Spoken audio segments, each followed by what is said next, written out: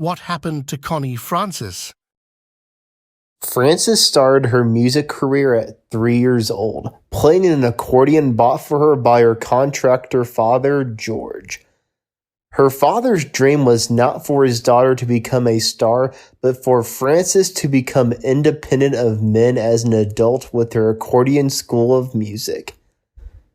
At age 10, she was accepted on Startime, a New York City television show that featured talented child singers and performers.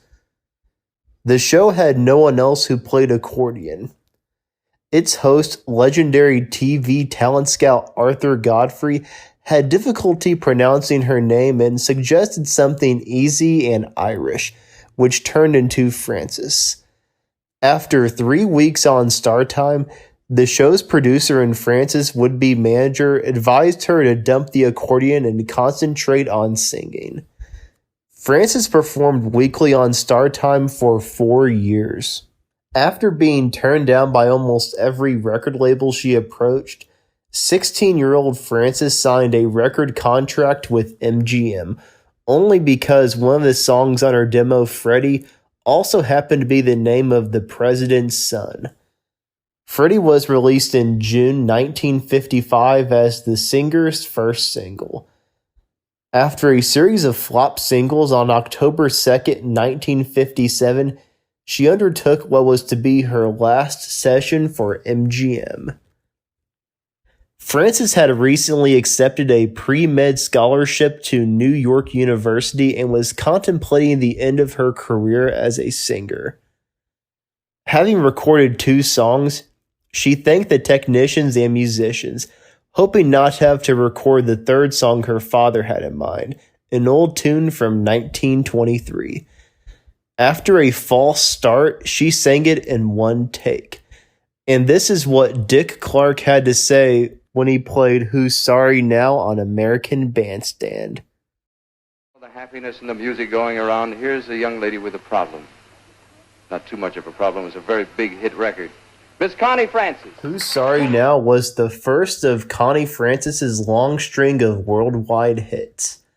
By 1967, she had sold 35 million worldwide with 35 U.S. top 40 hits and several number ones, including Everybody's Somebody's Fool, My Heart Has a Mind of Its Own, Don't Break the Heart That Loves You, and Stupid Cupid to her credit. Released in 1963, in the summer of his years, written as a tribute to the assassinated JFK, remains one of the earliest known charity records, with proceeds donated to dependents of the policemen shot during the incident. Frances had an affinity for languages and was one of the first pop singers to record her songs in other languages. 1961's title song from the movie Where the Boys Are was recorded in 6 languages. She starred in 4 nondescript films, sang voiceovers in movies for actresses who could not sing, and was a guest star on multiple TV shows. Music critics who didn't take kindly to Frances's pop music years were eventually won over by her versatility.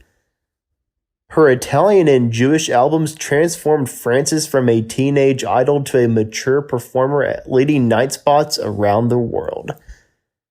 She also has had a long history of being a composer's first choice to interpret songs that want to become major hits for other artists, including Somewhere My Love, Strangers in the Night, Angel in the Morning, and When Will the Apples Fall. Early in her career, Frances was introduced to Bobby Darin, then an up-and-coming singer and songwriter. Darin's manager arranged for him to help write several songs for her. Despite some disagreement about material, after several weeks, Darin and Frances developed a romantic relationship. Connie's strict Italian father would separate the couple whenever possible.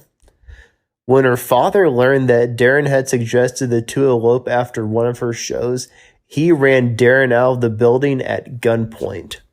Frances saw Darin only 2 more times before his tragic passing in the 70s.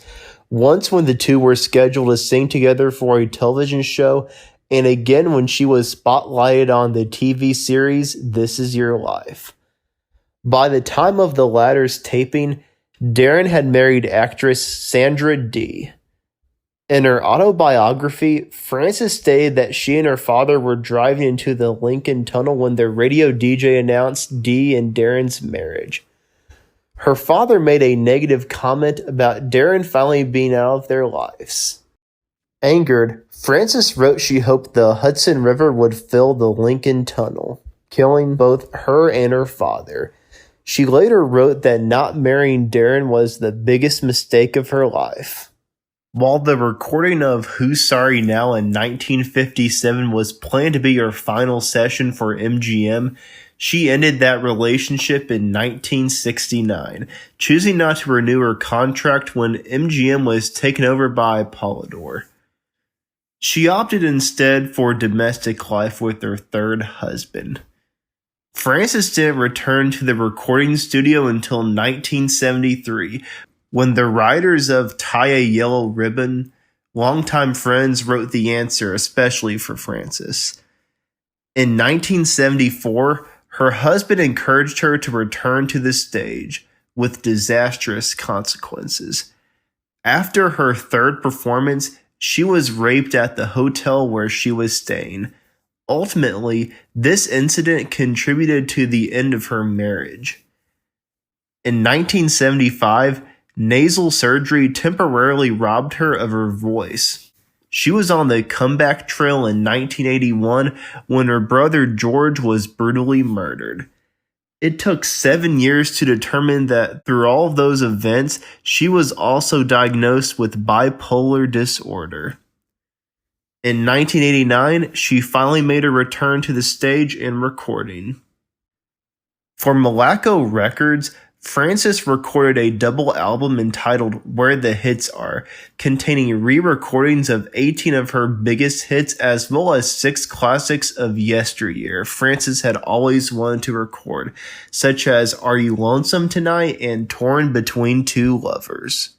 In 1992, a medley of remixed versions of her biggest German hits charted in Germany. A single entitled Jive Connie ended up among the top 10 best-selling singles of the year, which brought Frances the prestigious RSH Gold Award for the Best Comeback of the Year. Back then, which was one of Germany's most important private radio stations. A subsequent compilation album of her biggest German hits in their original versions was also released successfully. In the wake of this, Frances recorded 2 duets in Germany. A German-language solo album was supposed to follow that up, but despite all songs being recorded and mixed, the album remains unreleased to this day. In 1996, Frances released the live album The Return Concert Live at Trump's Castle. That same year, she also released With Love to Buddy, which was a tribute album of songs made famous by the late Buddy Holly. In late December 2004, Frances headlined in Las Vegas for the first time since 1989. In March and October 2007, Frances performed to sold-out crowds at the Castro Theater in San Francisco. She appeared in a concert at the Philippines on Valentine's Day in 2008. In 2010, she also appeared at the Las Vegas Hilton with Dionne Warwick, a show billed as Eric Floyd's Grand Divas of Stage. In December 2017, Frances released her most recent autobiography, Among My Souvenirs. Happily living in Florida for about 25 years, Frances, now 85, is retired from performing, and as of the recording of this video in October 2023, she is still alive and well. And that's what happened to Connie Francis. Thank you for watching. Like and subscribe if you haven't already, and give me some fun facts about Connie Francis that I failed to mention, and let me know who I should cover next on this channel. Thank you for watching, and I hope to see you in the next video.